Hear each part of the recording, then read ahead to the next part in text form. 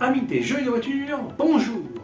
Cela fait très longtemps que je n'ai pas posté de vidéo et je m'en excuse, mais des obligations professionnelles et personnelles m'ont pas laissé beaucoup de temps pour me consacrer à ça.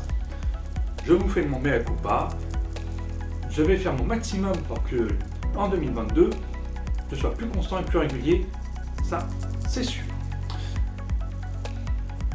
Je n'ai pas fait beaucoup de scripts, je vais néanmoins parler de deux choses dans cette vidéo.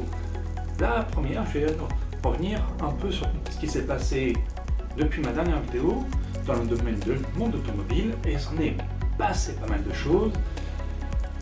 Et en deuxième partie, je vais vous parler de vraiment deux choses en une.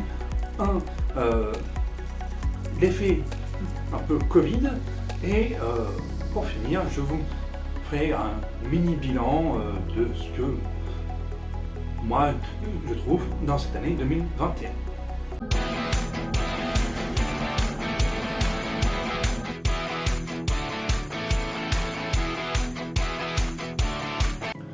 Alors, commençons dans le domaine du monde automobile. Depuis la dernière fois, je fais un petit coucou à Esme. Elle fera un des passages réguliers dans les vidéos, je ne peux pas l'en empêcher. Dans le domaine du monde automobile et surtout du sport automobile, eh bien, les saisons du sport auto se sont finies. Alors, on va commencer par la Formule 1, qui a vu un nouveau champion du monde arriver, Max Verstappen, après un championnat du monde très disputé, où les Français n'ont pas démérité, loin de là. Alpine, Ocon et Gasly ont été brillants, vraiment brillants, ils nous ont vraiment régalé, très beau dépassement, et puis une bataille pour le titre qui s'est jouée au dernier tour de la dernière course, donc vraiment, que demander de plus? Ah si, que la FIA soit constante, régulière dans ses prises de décision serait vraiment un grand plus, parce que là ça devient vraiment tendu et vraiment crispant, ça exacerbe les tensions et malheureusement c'est déjà un sport qui est, je pense, pour les protagonistes très compliqué, sans en rajouter. De l'autre côté du spectre auto, on a la petite sœur, la nouvelle venue, l'Extreme E, qui a vu une compétition acharnée entre deux écuries principales, celle de Nico Rosberg et celle de Lewis Hamilton. La dernière course a été remportée par Sébastien Loeb pour l'équipe Lewis Hamilton, ce qui n'a pas empêché l'équipe menée par Nico Rosberg de gagner cette saison. C'était très sympathique cette nouvelle compétition pour plusieurs choses. Alors la première, le fait qu'elle soit vraiment intergénérationnelle et mixte, ce qui permet vraiment de retrouver pas mal de pilotes, jeunes et moins jeunes, hommes et femmes, et du coup mettre un grand coup de projecteur sur le talent des uns et des autres, ce qui est vraiment très plaisant à voir. Autre chose qui est plaisant, ils testent beaucoup de choses, ça crée des débats, mais en tout cas ils testent et ça fait plaisir à voir qu'il y a une chose, une discipline, un monde d'automobile qui teste des choses, qui tâtonne, et vraiment, ouais, bravo, parce que ça me fait envie, d'autant que, en termes de course, ça se cherche vraiment des noises, et ça fait vraiment plaisir aussi, c'est une pare-choc contre pare-choc, donc ça c'est vraiment plaisant à voir. Alors, on a eu également une saison de rallye très disputée, et ma foi, très plaisante à regarder. Dans un autre domaine, pas automobile mais de la moto, on a eu deux gros événements. On a eu un champion du monde français, Fabio Quartararo. Bravo champion, tu nous as régalé toute cette saison. Et deuxième point, l'annonce faite par Rossi de prendre sa retraite du monde de la course et du MotoGP en particulier. C'était un très grand champion qui a marqué son époque. Et ben, comme on dit du côté de la Bretagne, bon vent aussi. Et j'espère quand même qu'il restera dans les parages du monde de la course, qu'elle soit automobile ou moto, parce que vraiment, c'était je pense, quelqu'un qui va manquer à ce sport. Dans, on va dire, un monde automobile plus lambda, ma foi, pas grand chose en cette fin d'année à se mettre sous les dents, si ce n'est même pas réellement rien. J'ai pu voir du côté de Mazda une édition limitée de Mazda 3 qui est vraiment très très belle, qui ressemble à un peu moins à une Mazda classique, mais qui emprunte pas mal d'éléments de voitures européennes pour donner un look très particulier que j'apprécie, sans oublier son ADN de Mazda 3. Mis à part ça, récemment, la Citroën Ami a vu un petit restylage en version un peu buggy, très customisée. À voir ce que ça donne. J'aime bien. Je trouve déjà que le fait que Citroën fasse et sorte ce modèle-là, c'est une sacrée prise de risque et ça me plaît. Après, on verra en 2022 les prochaines voitures qui vont sortir, parce qu'il y en a un certain nombre qui ont été annoncées. Alors, j'ai parlé du Covid. Alors, par avance, je m'excuse du petit bandeau qu'il va y avoir en bas de cette vidéo. C'est pas de mon fait. Voilà, les algorithmes et les dispositions font que ça va y être quoi qu'il arrive. Donc je m'en excuse. D'autant que je ne parlerai ni politique ni polémique et que je ne parlerai pas spécialement du Covid, mais plutôt de l'effet que ça a eu sur le monde du jeu en règle générale et des conventions. Voilà.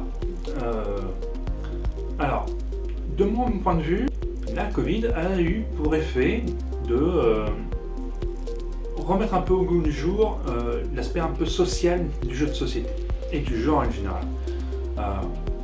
Parce que dès que les gens ont pu le faire, ils ont eu un besoin de se retrouver, de se regrouper, quitte à partager des moments autour du jeu. Et ça se voit, on va dire, ce développement se voit sur différents aspects. Le fait que de plus en plus de bars proposent des jeux, déjà. Le fait que la plateforme Twitch a réussi à battre un nombre de records de viewers et de spectateurs incroyables. Le fait également que des boutiques s'ouvrent régulièrement. La dernière en date dans la ville où je suis, à Angers. Du coup, on en est à 4 boutiques. Pour une ville de moyenne taille, c'est beaucoup et ça me fait plaisir. Autre jeu, on va dire le jeu de rôle, je trouve qu'il reprend vraiment ses lettres de noblesse. Alors j'en avais déjà parlé dans une précédente vidéo, mais là, en cette année 2021, on a quand même eu des gros événements. Table Quest, co-organisé par AlphaCast, c'est quand même fini dans un vrai théâtre en public, retransmis via la plateforme Twitch. Vraiment, c'était un petit bijou, vraiment. Merci à AlphaCast et les organisateurs, merci à ce théâtre d'avoir bien joué le jeu, parce que c'est plutôt rare qu'un théâtre le fasse. Donc vraiment, c'est chouette. Bien sûr, vidéo TikTok, tous les serveurs Discord sur le jeu de rôle s'agrandit et ça fait vraiment plaisir à voir. Je trouve que justement, Discord permet pas mal de choses et plutôt propice au jeu de rôle, notamment avec tous les outils qu'on peut y mettre. Je trouve ça vraiment cool. Autre effet effectivement un peu Covid, justement les problèmes d'approvisionnement et de rupture, il y en a eu beaucoup. que c'est imprimé, bref, donc, un peu dans certains pays, bref, ça traverse les frontières et ça commence à râler sévère sur les réseaux pour la bonne et simple raison que c'est régulier, notamment. Alors je ne parle pas des campagnes Kickstarter qui forcément sont impactées fatalement parce que forcément les délais sont plus longs, il y a des retards forcément, et en plus après il y a toujours les délais d'expédition qui se rajoutent, donc ça devient un peu compliqué. Il va falloir que ça s'arrête, il va falloir que ça se stabilise vraiment parce que là c'est moyen. Bon. On va quand même parler d'un autre point positif. On a, je pense, en tout cas moi personnellement, j'ai adoré pouvoir revenir dans des conventions. J'en ai assisté à plusieurs, j'ai assisté à plusieurs festivals. Et honnêtement, ça me fait plaisir, vraiment plaisir, parce que ça fait plaisir de se retrouver, de rediscuter, d'échanger avec des créateurs, des inventeurs, des vulgarisateurs, enfin bref, tout le monde tournant autour de l'univers un peu geek, ou du jeu, ou du jeu vidéo, bref, c'est vraiment chouette de revoir tout ça, de revoir les dessinateurs, de revoir les créateurs de jeux vidéo, des écoles même de jeux vidéo. Bref, c'est vraiment chouette. D'autant que l'effet Covid s'est fait sentir sur un truc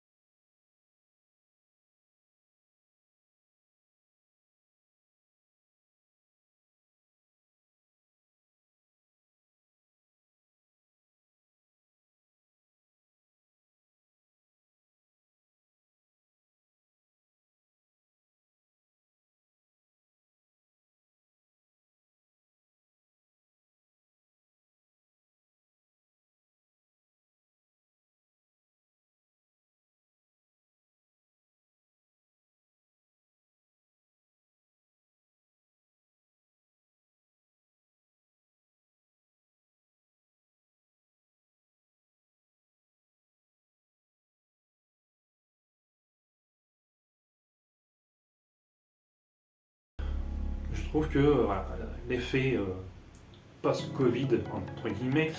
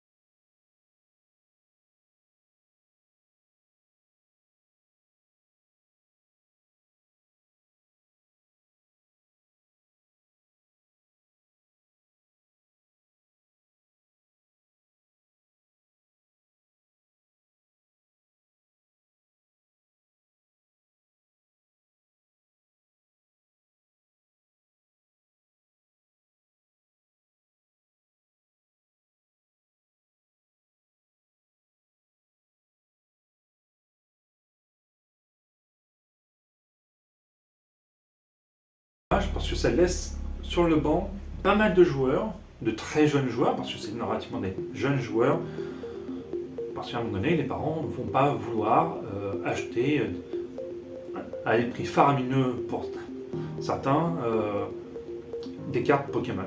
Voilà, je trouve ça dommage. À voir ce que 2022 nous réserve, mais pour l'instant, il y a une disproportion entre offre et demande qui fait que sur Internet, les prix des cartes s'affolent. Et ça fait depuis plusieurs mois que ça dure, et c'est dommage. Ce que je voulais en dire, toutes ces infos-là,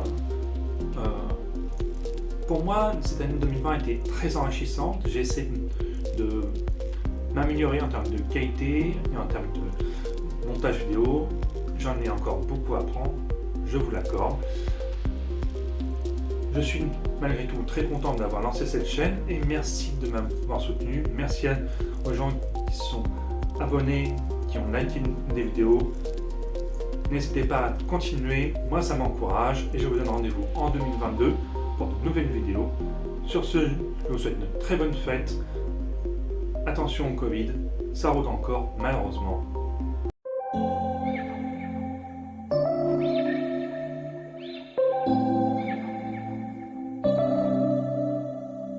September we met, I could tell by your smile. You hadn't been with a good girl like me in a while. Yeah, you were impressed, couldn't leave me alone. Text me every time that you pick up the phone. And I had control in the driver's seat, but my hands are slipping off the wheel. Now the tables have turned.